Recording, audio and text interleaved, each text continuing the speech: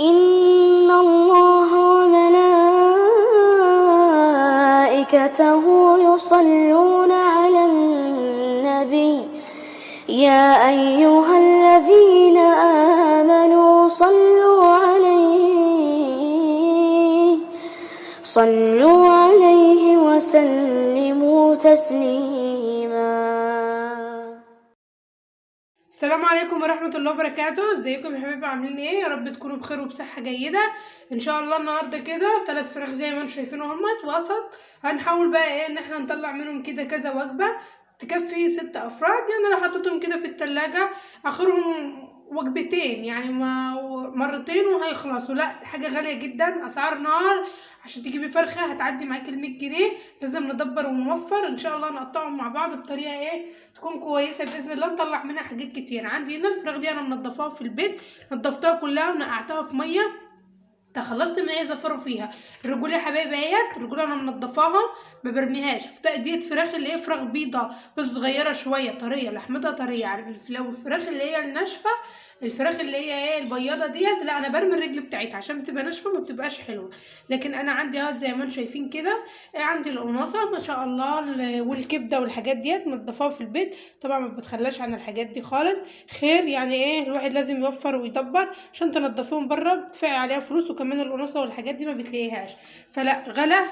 وكمان ايه هنصرف، لا لازم نوفر وندبر. نبتدي على بركه الله بقى على طول نشتغل. الحاجات دي كده نركنها في جنب برضه. دلوقتي انا اقول لكم هعمل ايه بالرجول ديت، بعمل بيها حاجه جميله جدا هتعجبكم. نبتدي على بركه الله.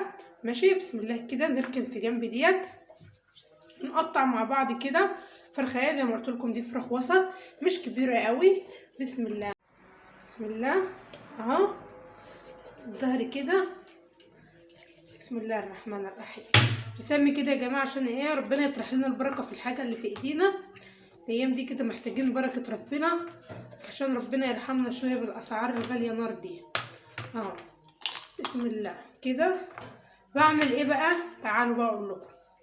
طلع اول حاجه الدبابيس دي، سواء الفراخ كبيره سواء صغيره، انا بطلع الدبابيس.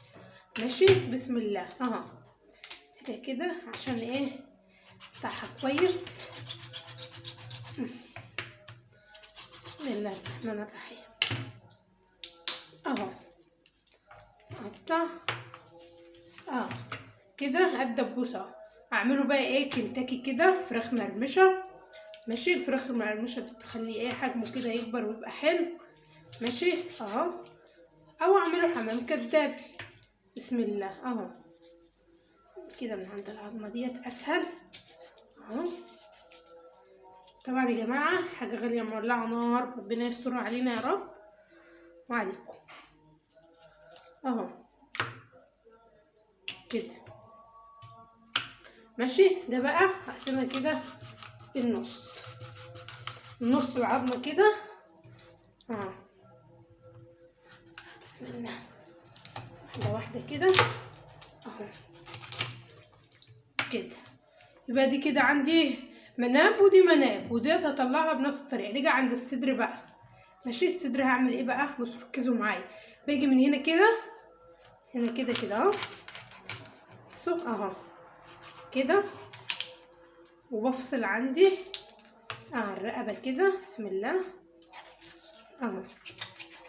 بسيب كده في الكتف، سيب حته لحمه بسيطه اهوت. من هنا برضو كده نسيب في الكتف حته لحمه صغيره. ماشي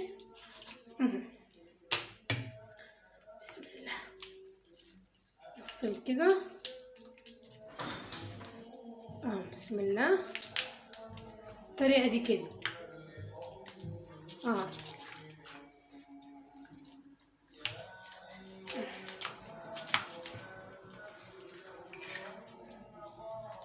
كده هعمل ايه بقى؟ ده كده ده لوحده وجبه. ده اهو همسكه بقى ايه اعمله كفته. ماشي شيل بس الجلد كده منه واعمله كفته يا جماعه. تستغربوش ما تقولوش صغير، انا بعمله بضيف له شويه اضافات كده لما بفرم الصدر ده بضيف شويه اضافات تدي معايا كميه اهو ما شاء الله اهو. بعمله كفته. ماشي ادي عندي الصدر اهو. عندي هنا بقى اقول لكم بقى ديت هعمل بيها ايه. دي كده باجي بسم الله الرحمن الرحيم، كل الحاجات دي اعملها معاكم باذن الله اهو. دي كده فراخ بانيه، فراخ بانيه ماشي اهو كده. ممكن تقسميه كده، في ناس بتحب تقسمه بالطريقه ديت اهو، الطريقه دي كده بسم الله اهو. بقى الجزء ده كده اتحط مع الوراك فراخ بانيه ماشي اهو ماشي. ودي برضو بيروحوا جايبينها ماشي، بيعملوها ازاي بقى انا هقولك. بيقطعوها كده، بيحاولوا ايه حاجه بسيطه كده عشان يبعدوها عن العظم، ويمسكوها بالسكينه كده بصوا كده اهو على العظمه كده الطريقه دي كده اهو اهو كده كده، كأنهم بيخلوا العظم منها ماشي بالطريقة دي كده اهو كده. تاخد بقى ايه تعامل برضو بانيه اهي زي الشكل، بتتاكل بتتمسك كده وتتاكل محن. دي برضو بتتعامل مع الفراخ البانيه اهو كده ماشي. هاجي دي برضو هقطعها برضو، هفصل الرقبة كده اهو اهو كده. مش الجلد ده مش محتاجاه ماشي، الجلد ده مش محتاجاه اهو. فكده انا عندي الرقبه جزء من ورا قطعته بالطريقه دي اهو. شفتوا كل الحاجات دي على فكره لما تتجمع من فرختين او 3 او 4 فراخ بترمي وجبه، خلي بالكم يعني ما تبصولهاش وهي بالطريقه دي، لا بترمي ماشي اهو. الطريقه دي كده برضو دي بقت معايا. قطع الجلده برضو مش محتاجه الجلده في حاجه اهو شايفين كده. دي برضو هعملها نفس النظام اهو. بصوا كده عندي الفرخه اتقطعت اهي، اقطع الفرختين دول كمان نفس الطريقه، ونشوف ان شاء الله هنقسمهم ازاي مع بعض، وهيطلعوا معانا كام وجبه، وان شاء الله يطلعوا معانا حاجه كويسه يا رب. ان شاء الله ربنا كريم هيطلعوا معانا حاجه كويسه اهو.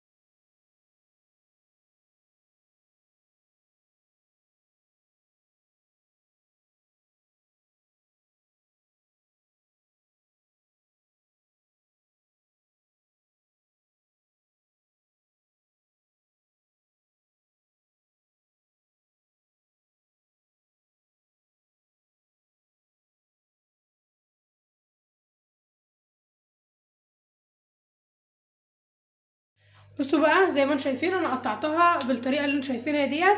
قطعت ال3 فراخ على قد ما اقدر يا جماعه، عشان بس مش عايز حد يتريق او حد ايه يقول يدخل يقول كلمه ملهاش لازمه. الاسعار غاليه نار والحاجه مولعه نار، والواحد على قد ما بيقدر بيتدبر في الحاجه ويوفر فيها، وفي نفس الوقت يمشي بيته وما يحرمش عياله من حاجه، ويدخل لهم قيمه غذائيه وحاجات زي ما انتم عارفين. يعني اي ست بيت موفره ومدبره هتعمل اللي انا عملته ده. عندي ال3 فراخ وسط مش كبار صغيرين، يعني ايه مسكتهم زي ما انتم شايفين. ادي وجبه، احنا عائله مكونه من 6 افراد ماشي. عندي ديت كده الدبابيس دي انا طلعتها، يا اما اعملها بانيه يا اما هعملها اخليها عظم واعملها حمام كداب، لسه مش عارفه بصراحه. بس المهم ان دي عندي وجبه. وعندي هنا برضو ديت انا هشويها في الفرن، بعمل لها التتبيله واشويها، دي برضو 6 قطع ماشي. ادي كده تاني وجبه. وعندي هنا ديت برضو رجول الفراخ الاجنحه اللي زي ديت كده، انا في قطعت منه وفي سبته زي ما انتم شايفين اهوت ماشي اهو. في قطعت منه وفي سبته برضو، ده بانيه ماشي. الاجنحه هقطعها بالطريقه اللي انتوا شايفينها دي كده كلها اهو، هقطعها بالطريقه دي كده وهعملها برضو بانيه ماشي. يبقى كده عندي ادي تالت وجبه. عندي هنا برضو صدر دوت اللي انتوا شايفينه ده، انا بعمله كفته، بيرمي معايا كميه كبيره ما تستغربوش. هعملها برضو معاكم ان شاء الله 3 وجبات اهمت، هعملهم كفته فراخ دي 3 مرات ماشي. عندي هنا بقى ديت الهياكل ديت ماشي، دي بتبقى هياكل كده فيها قطع لحم بسيطه على عظم مع الرقاب مع الحاجات ديت. حطيت معاها بس الكبد والقوانص. هنا الكبد والقوانص ديت هسيبها، ممكن ابقى اعمل ده حمام كدابي مثلا واحشيها، احط مع الرز الكبد والقوانص واقطعها، وممكن ابقى اعملها مثلا مع مكرونه يعني على حسب ماشي. والهياكل ديت كده دي انا هسيبها اسلقها مثلا، ابقى اعمل عليها محشي او شوربه خضار او حاجات زي دي ماشي. يبقى كده عندي 3 4 5 6 وماشي، مش هنحسب ديت، يبقى عندي 6. يبقى من 3 فرخات طلعت 6 وجبات يكفونا اسبوع اسبوعين على حسب ماشي. لازم نوفر يا جماعه ولازم ندبر، مش عايزه حد يطلع يتريق او حد يقول كلمه ملهاش لازمه. اسعار غاليه نار زي ما قلت لكم. ده كان فيديو النهارده، قطعت معاكم 3 فراخ صغيرين مش كبار، عملت منهم زي ما انتم شايفين 6 وجبات. يا رب اكون قدرت افيدكم في الفيديو ده بمعلومه حتى ولو بسيطه. عايزه اقول لكم ان انا هخزنها في الفريزر، مش بخزنها كده، انا بحط عندي الطبق بدخله كده في الكيس ماشي. بسم الله الرحمن الرحيم. انا حاسه ان ده طبقين في بعض، نطلع واحد مش مشكله، مفكش بالي اهو. خليه كده، بحط كده الطبق ده في الكيس. ممكن على فكره من غير اطباق خالص، يعني انا ساعات مبيبقاش عندي الاطباق ديت وبروح حاطه في الكيس عادي، يعني مش مشكله. مش هيقول لنا ايه انتوا ليه ما حطيتونيش في طبق ماشي اهو. واسيبكم من الاطباق والحاجات ديت. انا بصراحه الاطباق دي كانت عندي فقلت احط فيها، مش مشكله ماشي، بس اسيبكم منها يعني. ومش اللي احنا هنوفره من تنظيف الفراخ نروح نصرفه في الاطباق ماشي اهو. كيس كده بقى عندي بالطريقه ديت وبحطه عندي في الفريزر. كنت معاكم بكل امانه وبكل صراحه على طبيعتي، مخبيتش حاجه، ما دارتش حاجه، ما قلتلكمش انا هرمي الرجول، انا مش هاكلها، لا. الرجول جميله جدا محدش يرميها. احنا ابتدينا اليومين دول ما نعرف قيمتها، وابتدت ناس تطلع تقول كنز الرجول والحاجات ديت، لا احنا عارفين قيمتها طول عمرنا وما بنرميهاش خالص. اشوفكم في فيديو جديد، الى اللقاء.